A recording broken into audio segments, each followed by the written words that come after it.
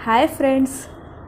दोस्तों, सावन आ गया है, यानी कि चटपटी किताबें पढ़ने का एक और मौका। हम लोग किताबें में चटपटी किताबों की सीरीज पढ़ते हैं, उनके बारे में जानते हैं। तो लीजिए, हाजिर हूँ इसी सीरीज की एक और किताब को लेके। आज की किताब न हन्यते, बंगाली लेखिका मैत्रेयी देवी का उपन्यास है, या इसे आत्मकथा भी कह सकते हैं। एक्चुअली यह आत्मकथात्मक उपन्यास है, पर यह बहुत ही प्यारी किताब है। इतनी मज़ेदार कि आप इसे एक ही सेटिंग में पढ़ डालेंगे और इस किताब को पढ़ने के बाद निश्चित रूप से मैत्रेयी देवी के मुरीद भी हो जाएंगे। यह किताब इतनी अच्छी है। इस किताब के लिए उन्हें साहित्य अकादमी भी मिल चुका है। इस किताब की एक ख़ास बात यह भी है कि यह किताब एक किताब के जवाब में लिखा गया है। ऐसी किताबें बहुत कम होती हैं जो किसी रचना के प्रति उत्तर में लिखी जा रही हों। यह ऐसी ही रचना है। यह आत्मकथात्मक उपन्यास है, तो इस उपन्यास में मैत्रेयी देवी की ही कहानी है। 43 वर्षों से अधिक का समय इस उपन्यास ने अपने अंदर समाया हुआ है। इस उपन्यास की विशेषता आप यूं ही समझ सकते हैं कि संजय लीला भंसाली ने अपनी फिल्म हम दिल दे चुके सनम के लिए इसी किताब की जो कहानी है उसे लिया था। हालांकि फिल्म में कहीं भी मैत्रेयी देवी का नाम नहीं है, लेकिन फिल्म की पूरी पटकथा इसी उपन्यास पे आधारित है। इतना सब कुछ जानने के बाद आपको निश्चित रूप से बहुत उत्सुकता हो रही होगी इस किताब के बारे में जानने के लिए। तो चलिए, बिना देर किए इस किताब के बारे में और बातें मैं आपको बता देती हूँ। मैत्रेयी देवी का जन्म जो था वो कोलकाता में हुआ था, एक संभ्रांत बंगाली परिवार में। वे खुद कविंद्र रविंद्र की शिष्या रह चुकी थी। उनके पिता संस्कृत के विद्वान थे। एक रोमानिया छात्र मिर्चा इलियट उनके पिता से संस्कृत सीखने उनके घर आता है। वे भी उस समय किशोरावस्था में ही थी। पिता साथ साथ उन्हें भी शिक्षा देते हैं, साथ साथ पढ़ते लिखते, लाइब्रेरियों में घूमते, किताबें चाटते। उनके बीच दोस्ती हुई, फिर नज़दीकियाँ बढ़ी और प्रेम हो गया। किशोरावस्था का मधुर प्रेम। घर वालों को इस प्रेम की तो भनक नहीं थी, पर वे दोनों इस प्रेम की पेंगे को बढ़ा के काफ़ी दूर तक ले आए थे। एक दिन अचानक से पिता को जानकारी होती है, तो वे तुरंत मिर्चा को घर से निकाल देते हैं। मिर्चा इधर उधर विभिन्न तीर्थों में भटकता रहता है। समय के साथ मैत्रेयी देवी का विवाह हो जाता है। वे अपने परिवार में बहुत सुख से रह रही होती हैं। उनके कई बच्चे भी रहते हैं। साहित्य के क्षेत्र में वे काफ़ी नाम कमाती हैं, कविताएं लिखती हैं, किताबें लिखती हैं।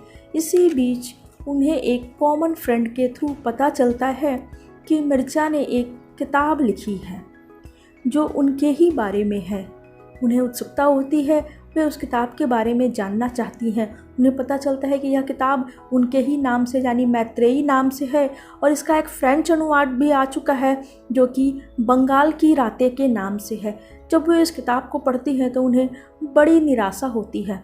दरअसल मिर्चा ने किताब में काफ़ी छूट ली थी और बहुत कुछ ऐसी बातें लिख दी थी जो उन दोनों के बीच नहीं हुई थी, और भारतीय परिप्रेक्ष्य से देखें तो इसे उचित नहीं माना जा सकता था।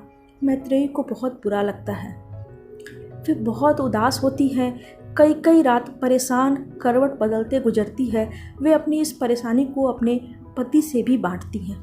उपन्यास में इस स्थिति का भी वर्णन किया है। सारी कहानी लिखी है, कैसे उनके बीच प्रेम हुआ, कैसे उनका विवाह हुआ, कैसे वे अपनी ज़िंदगी में रम चुकी थी। और फिर से मिर्चा द्वारा लिखी गई किताब के बारे में जानते ही एक विस्फोट सा हुआ था। वो लिखती है कि उनके साथ पति भी रात को जागते हैं और उनके लिए दुखी होते रहते हैं। उस समय तक वे जानते भी नहीं थे कि आखिर मैत्रेयी को परेशानी क्या है, पर वे चूँकि उनके जीवन साथी थे तो उनके सुख दुख में भागीदारी निभाते हुए उसके साथ जग रहे होते हैं। उनकी जो मनस्थिति खराब हो रही होती है उसे ठीक करने की कोशिश करते हैं। बाद में उन्हें सारी स्थिति की जानकारी होती है। मैत्रेयी तय करती हैं कि मिर्चा ने किताब लिख के उनके संबंधों को जगजाहिर किया है, तो वे भी इसका प्रति उत्तर किताब लिख के ही देंगी। वे पुस्तक लिखती हैं, यही न हन्यते। फिर अपने पति की सलाह से वे पेरिस जाती हैं उनके ही साथ, और मिर्चा से वहाँ मुलाकात करती हैं। इस मुलाकात का बड़ा ही मार्मिक चित्रण इस उपन्यास में आपको पढ़ने को मिलेगा। 1972 में वे जाके मिर्चा से मुलाकात करती हैं। 1973 में यह किताब प्रकाशित होती है। 1976 का साहित्य अकादमी इसे मिल जाता है। जब इस किताब को आप पढ़ेंगे तो जो ये सारी घटना अभी मैंने बताई, ये सब कुछ इस उपन्यास में वर्णित है, पर इसे लिखने का तरीका इतना प्यारा है कि आप रोमांच से भर जाएंगे। किताब आपके हाथ से छूटेगी ही नहीं, बस पढ़ते चले जाएंगे ख़त्म होने तक। ख़त्म होने के बाद भी मैत्रेयी आपके दिमाग में बसी रहेगी। जो उनकी पेरिस वाली मुलाकात थी उसका तो बहुत ही सजीव, बहुत ही मार्मिक वर्णन यहाँ पे मिलता है। आखिर 43 वर्षों के बाद दो प्रेमियों का मिलन हुआ था तो मार्मिक तो होना ही था। इस किताब के साथ एक और मज़ेदार बात यह भी है कि मिर्चा ने जो वादा पेरिस में मैत्रेयी से किया था उसे निभाया था।